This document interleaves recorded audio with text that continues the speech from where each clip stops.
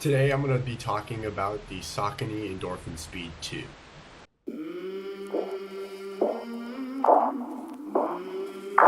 Try to catch me howling at the moon.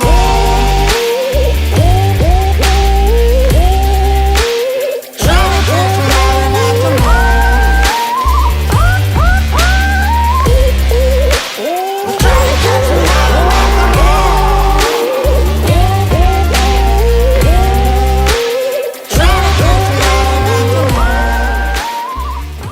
I would have liked to get this review out a few weeks ago when the shoe was actually released, but if you didn't watch my previous video, I actually got Lyme disease and I'm now feeling a lot better, but I wasn't able to run during that time, so I'm now just coming out with this video. But I have a lot of exciting news to share with you about the Saucony Endorphin Speed 2. Let's get into the nitty-gritty of this shoe. It comes in at 7.9 ounces for the men's version and 7 ounces for the women's. It is marginally heavier than the original Speeds, but only by 0.1 or 0.2 ounces depending on if you're looking on the men's or women's side of the shoe. It has a 8mm drop, so no change there, and it is intended to be an everyday trainer, but people use it for racing efforts as well. You can honestly get a lot out of this shoe. It's very versatile. I use it for everyday training just because I like to have that pop when I'm on my runs, and a lot of other people really tend to like that as well.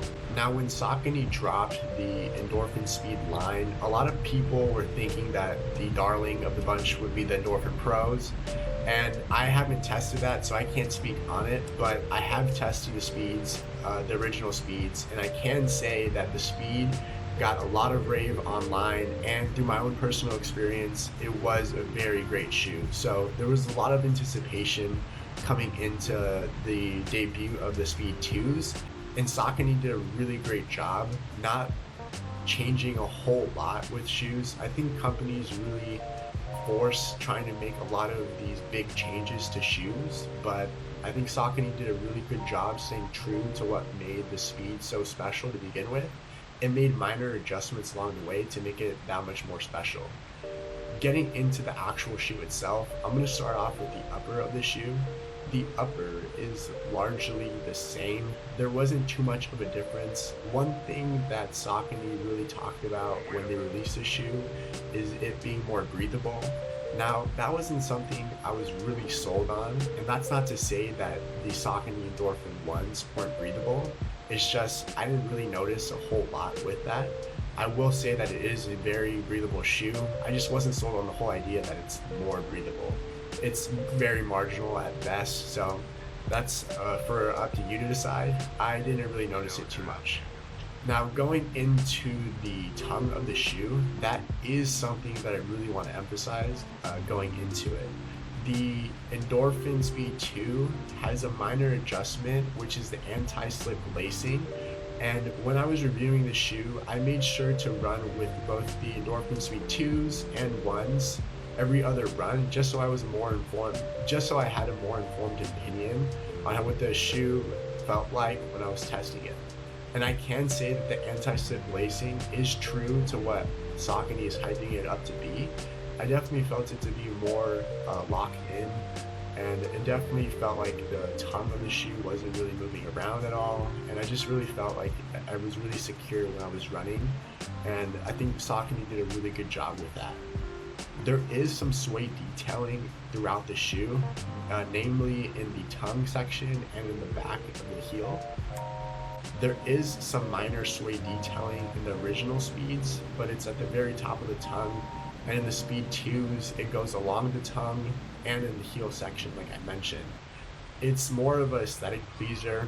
I thought it was a nice touch by Saucony, but it doesn't make a difference at all when you're actually running in it. Another update to it is a Snugger Heel Fit.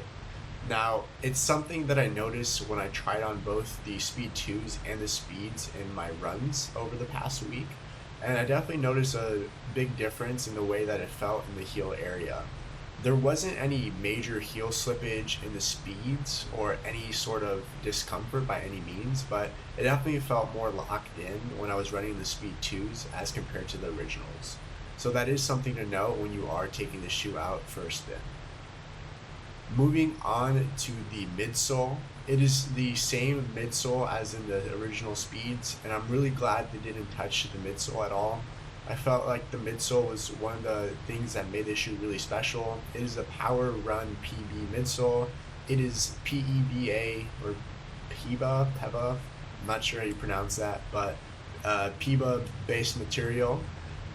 It's really great how these shoe companies are innovating by coming up with different types of materials to help the shoe and its longevity. So that's definitely something to know. It has the nylon plate running throughout the shoe that gives it that extra propulsion, as well as the speed roll technology that helps you with your stride and helps you with the propulsion as you're going through and following with that cycle. So it's definitely something that makes the shoe very great. And moving on to the outsole. The outsole of the shoe is the same as in the originals, and one thing that really stands out to me about the outsole of both the Speed 2s and the originals, because they're the same, is that there is these high abrasion zones throughout the outsole that you'll see, and it really impacts the way that the midsole interacts with the environment that you're in. I find in other shoe models, one of the downfalls of their shoes is the exposed foam. And I really appreciate Saucony having this detailing within their lineup. And in the Speed 2s, it's definitely contributed to my originals still lasting as long as they have. And I'm really looking forward to putting in a lot of miles in the Speed 2s. Now, as far as my thoughts on the shoe go, I really have positive things to say about it. Clearly, I'm a huge fan of the shoe, as are a lot of others out there. I think they did a great job of not making too many updates to the shoe, but making updates where it really mattered.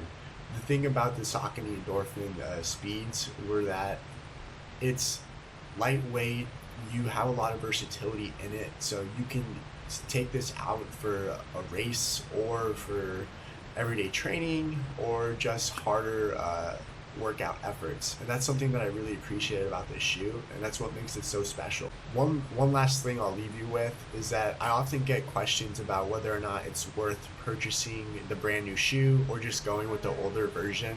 I did look online, and the original Speeds are going for $120, whereas the MSRP for the Speed 2s are $160. Now, as far as what I would recommend, honestly, I think it is worth the extra $40 to upgrade to the Speed 2s. I really do enjoy the Speeds, but I do think those updates that were introduced in the Speed 2s are worth it. Now, that's not to say I'm not one to save a few bucks, but I really do think it's worth it in this case. If you like this content, make sure to like and subscribe to this YouTube channel, and I look forward to talking to all of you soon. Thanks.